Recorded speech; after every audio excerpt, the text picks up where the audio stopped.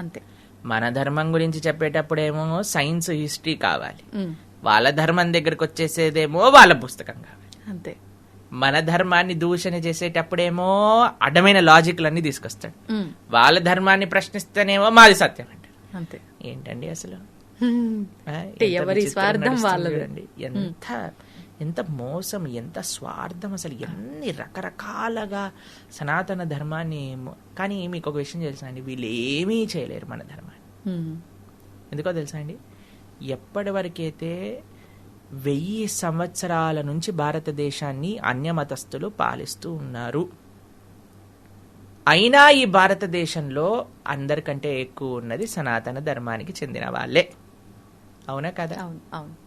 1000 సంవత్సరాలైనా సరే మనం బాగున్నాం, 1,00,000 సంవత్సరాలైనా సరే మనం బాగుంటాం.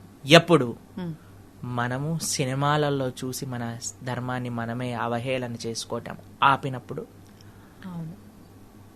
తల్లిదండ్రులు పిల్లలకి ధర్మం గురించి ధర్మ సూక్ష్మములు ముందు వాళ్ళు తెలుసుకొని పిల్లలకి చెప్పినప్పుడు, ఫ్యాషన్ పేరుతో, వెస్టర్నైజేషన్ పేరుతో మన సంస్కృతి సాంప్రదాయాలు, మన కట్టు బొట్టు ఆచరణని మనం వదిలేసితే మనకి నష్టం ఉంది.